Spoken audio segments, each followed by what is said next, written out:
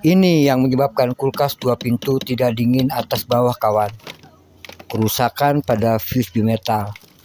Ini fuse bimetal panas dan yang ini fuse bimetal dingin. Jadi fungsinya sebagai pemutus dan menghidupkan kompresor. Jadi untuk pemasangan kabelnya kita bolak-balik, gak masalah kawan ya, bebas. Ini fuse panas sudah kita pasang, fuse dingin sudah kita pasang. Nah, ini hasilnya kawan. Normal kembali.